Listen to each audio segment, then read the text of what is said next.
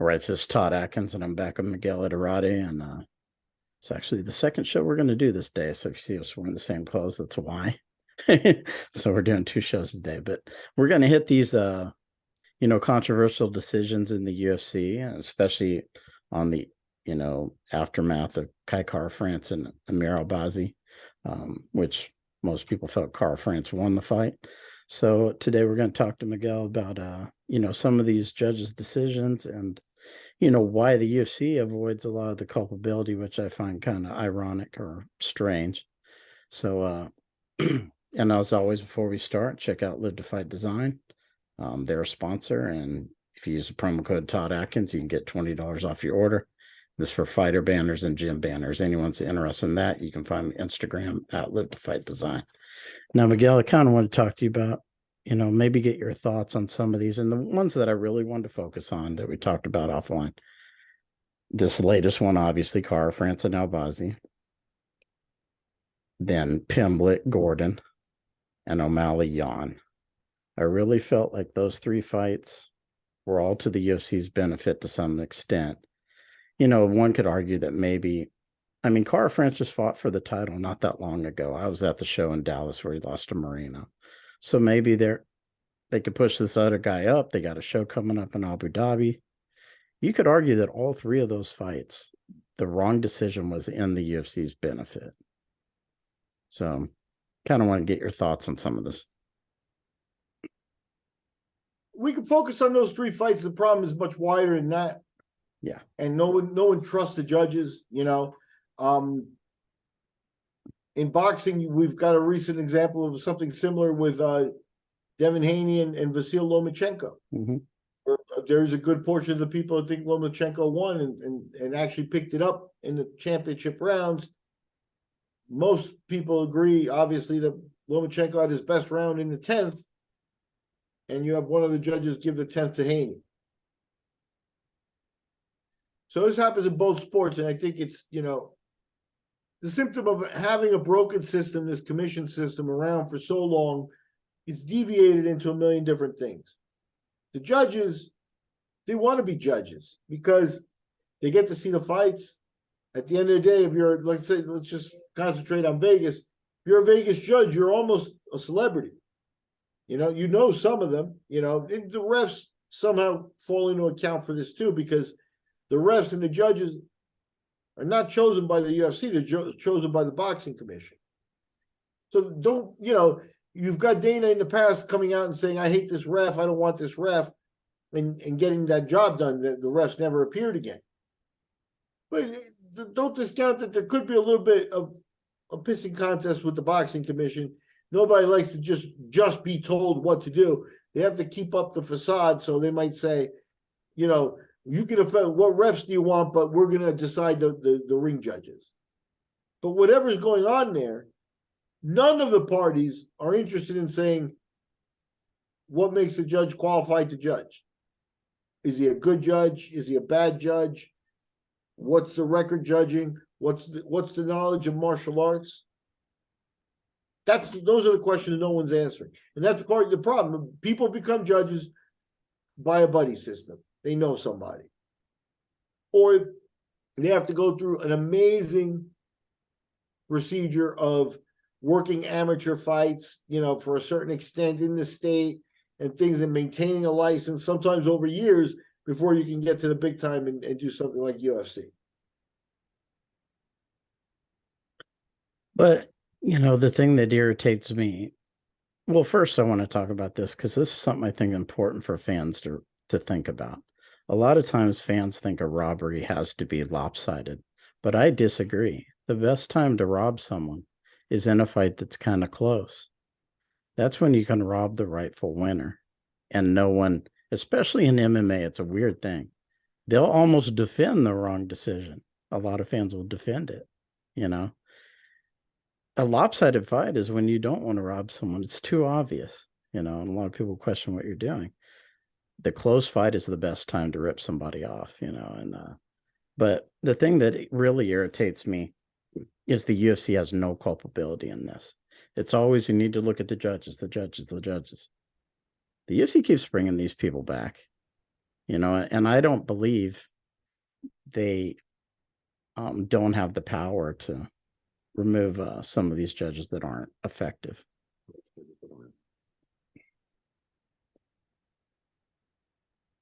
At some point, remember what Dana White said? At some point he used to care about the USADA testing, and he was involved in that rhetoric and stuff like that. Now he just washes hands and hands it off to somebody else. And this has that reek. I think Dana may be having to tone down the "I hate this judge, I don't want this judge," because Dana was very much like that. I think I saw a quote of his about Mazzagatti, in the lead up to this, where he just simply asked, "Does anybody else think this Mazzagatti's a toolbox?"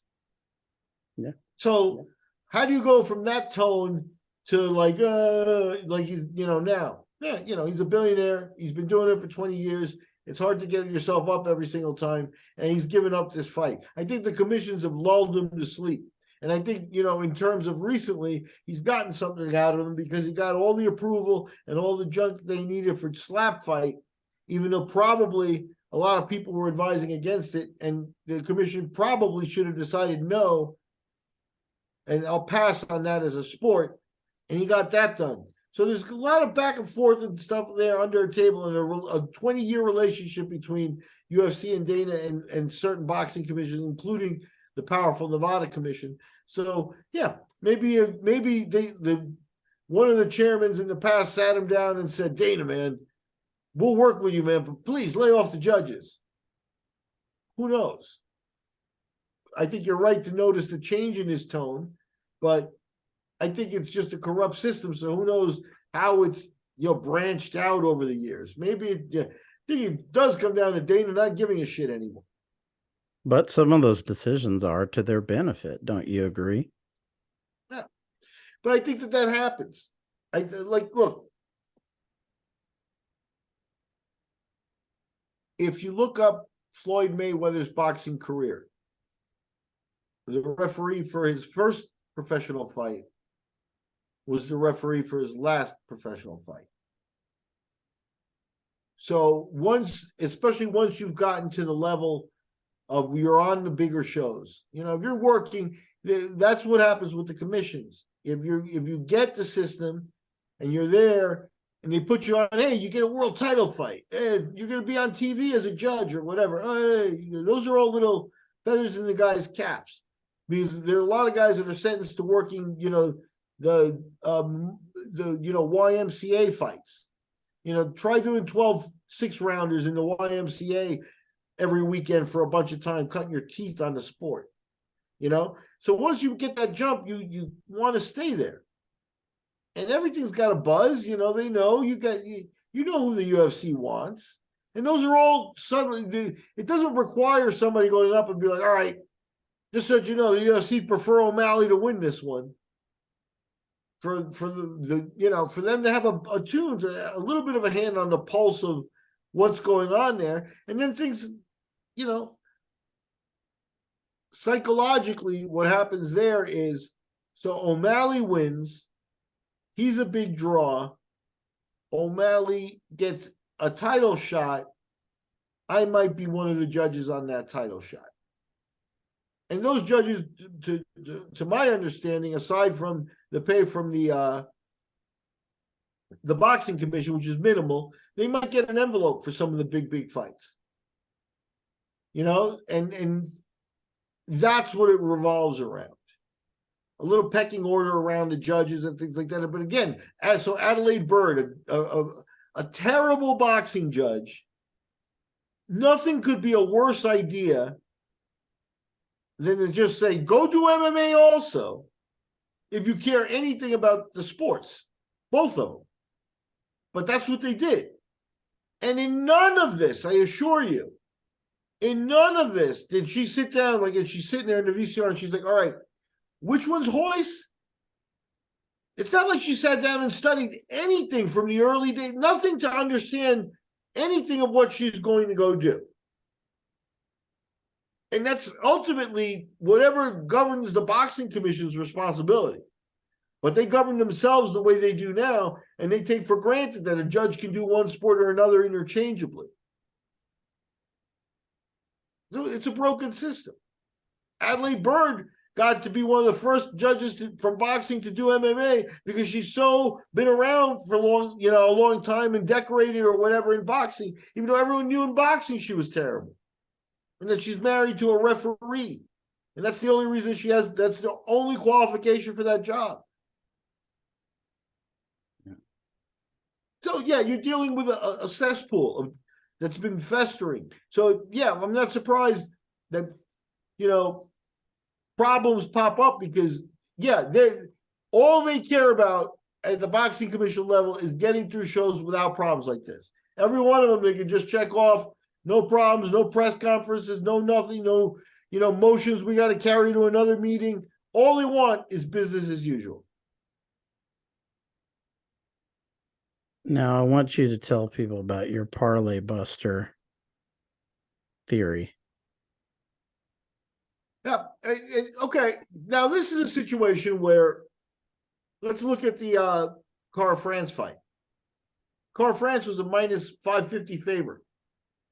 So, to keep it basic, if you bet $100 that Cara France would win and he wins that fight, you get $20 back. So now what that means on the other side is if the other opponent wins, he's probably around a plus 350, which means if you bet 100, you get 350 back plus your 100, 450. So if France wins, the payout is $120 and the other kid. So in other words, people who have $100 to bet don't want to use that. It's not a great idea to bet it to win $20 back. Gamblers are usually wanting a little bit more of a payback. But to take a step back, the UFC always talks about how fighters, and this is what gets out in public, how fighters need to move the needle, on Instagram, and do they have a following and this, and that's what they talk about. They never say in public that they look at the amount of dollars bet on fighters on the undercard, because that's really moving the needle. That's the needle they really care about. Instagram is secondary. They care about who's getting the bet numbers. And that's why Chimaev rises to the top, because Chechens bet their guys. It's simple as that.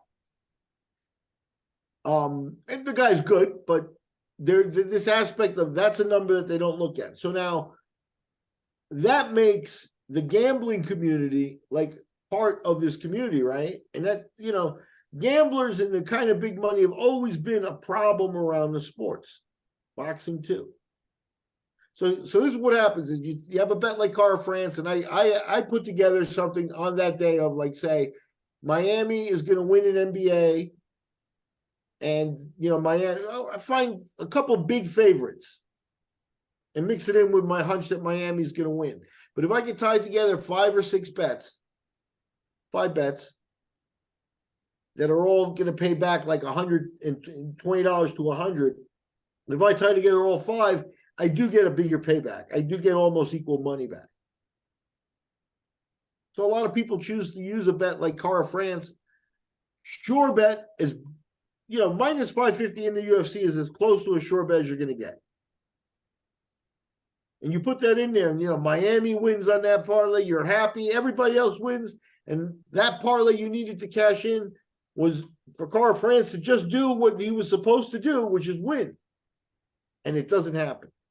And all of a sudden, you got the books, the sporting, the gambling public questioning the sanctity of the judging and everything like that.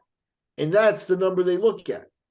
So if all of a sudden their numbers start to drop off on the gambling end because of this, then they might pay attention. But it's never been, gamblers are gamblers, They can complain all they want, but they don't stop gambling. I mean, very rarely do they move on to another sport. You know what I mean?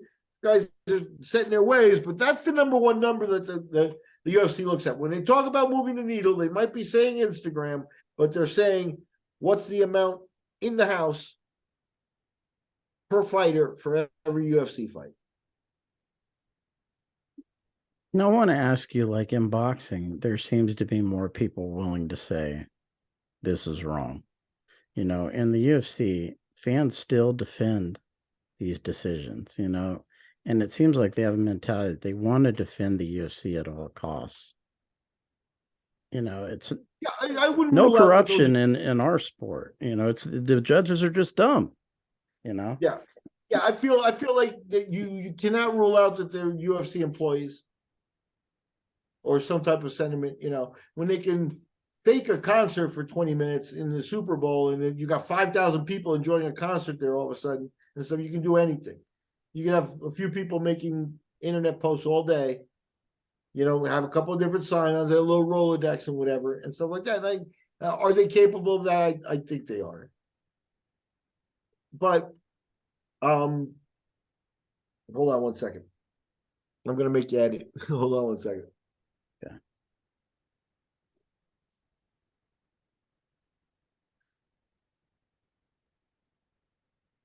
Okay, refresh my memory. Start me from the top. What was the question? No, I mean, in boxing, I think it's been around longer, obviously, but you have more Oh, okay, no, people, I know what my point was. both the One thing. public and analysts, that are willing to say there's corruption in the sport. But UFC fans, they don't want to think that way. They think the UFC, there's no corruption in the UFC. It's just that these people are stupid. You Yeah. know? No, like I think you cannot rule out that a good portion of that is planted, that the UFC is paying people to provide an online presence. It's not out of the realm of possibility, and it's kind of par for the course with the way they could deal with things. They do, they have resources to do it, and they've been heavy-handed in many ways. So it may be just as basic as that, but it goes beyond that.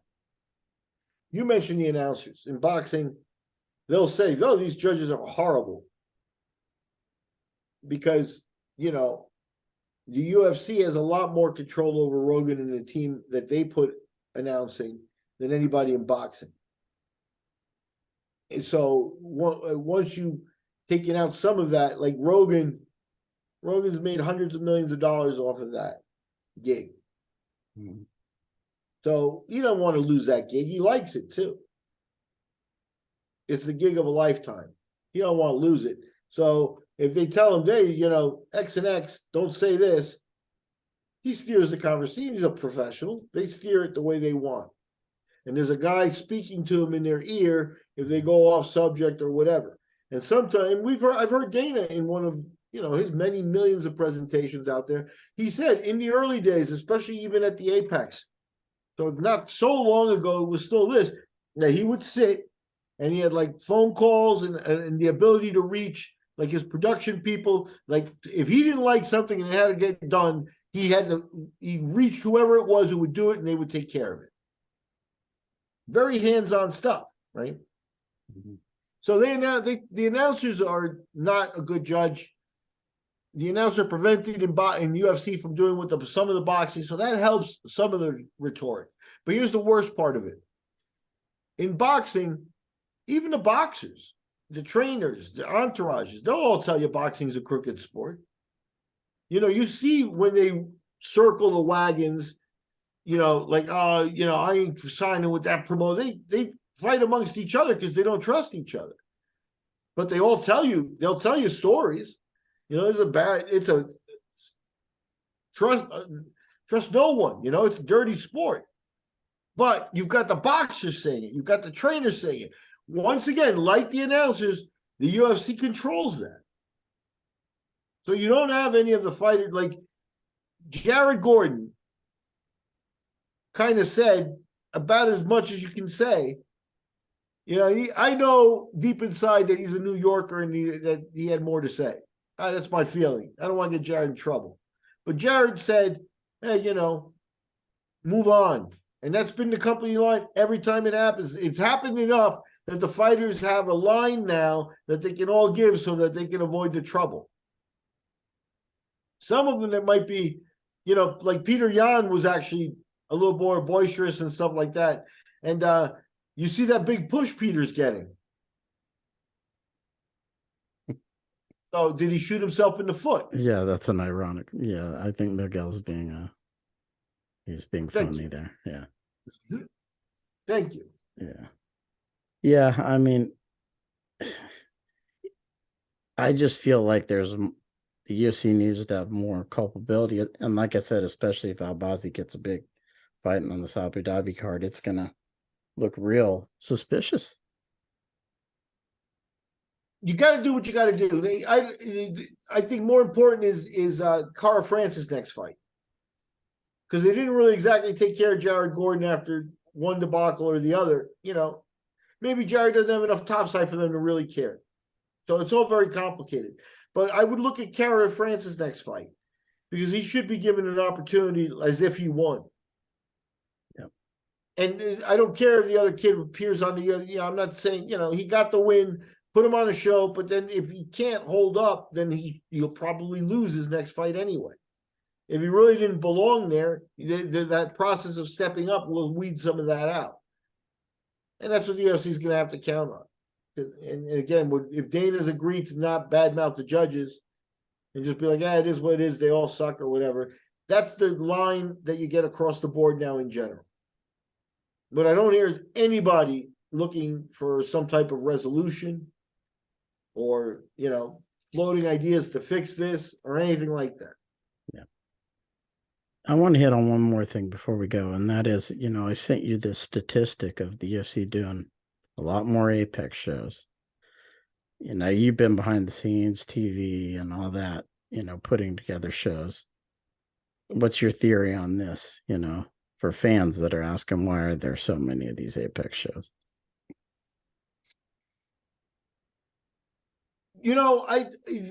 When they enjoy on the big shows giving you the live audience and the live gate and stuff like that, but it is a small percentage of what they've made.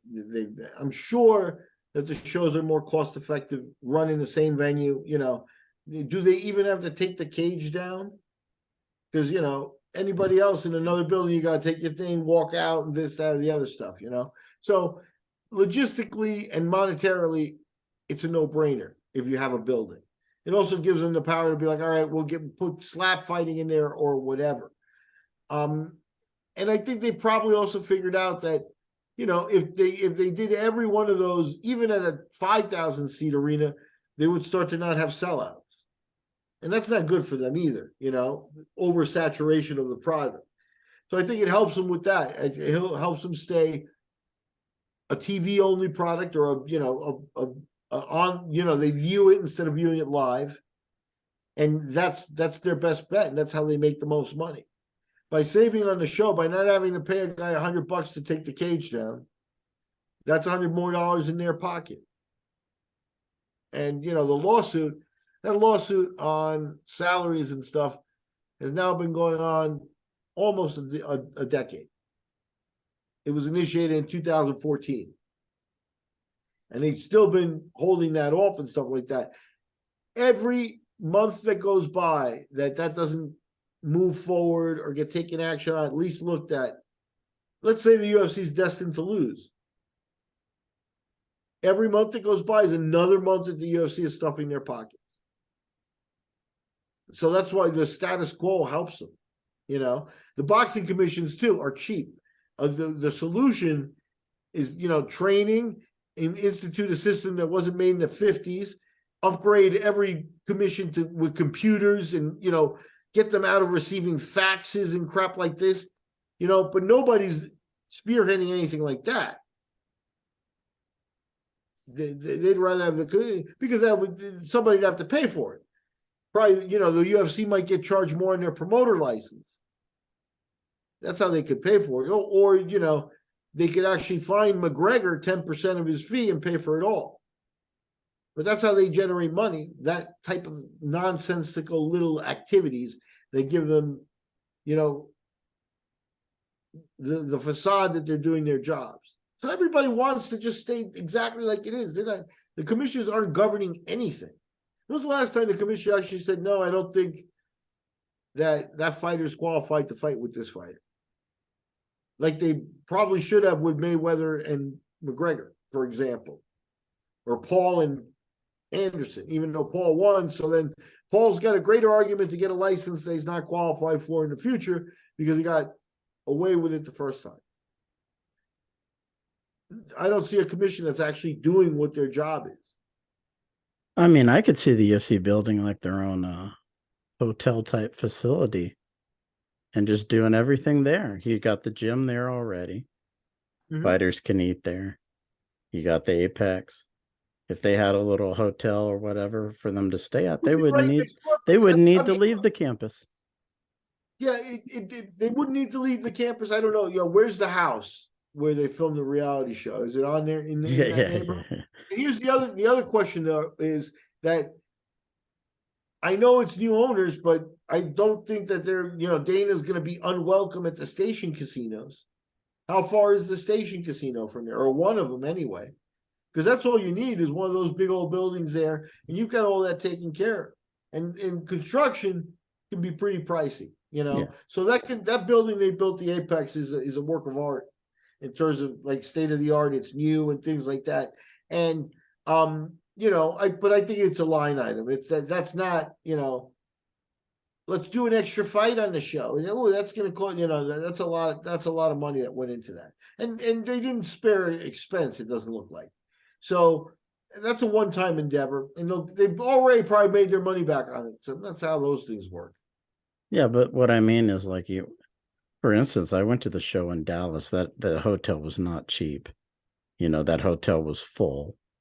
They got people driving the fighters to and from the arena. That's a pretty nice arena. I'm sure there's some costs with that, as far as booking the arena and all that. It adds up, man. I mean, it might be better to just build their own little facility where the fighters can stay and then do even Yeah, more shows at the Apex. yeah. I don't have an answer to that, but I do know that what you're saying that in the business sense, that makes sense for everybody.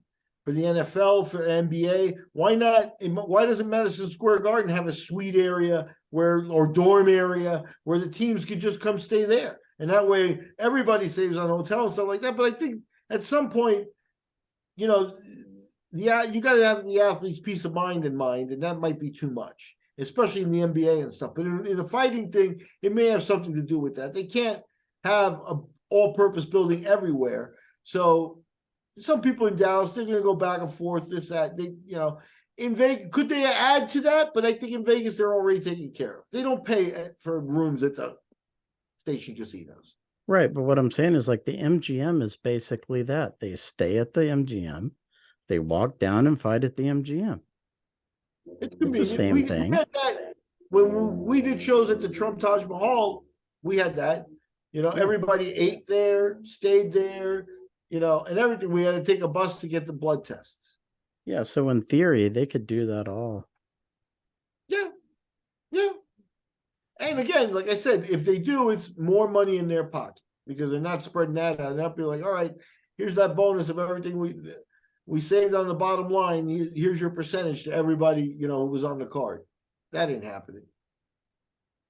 Yeah.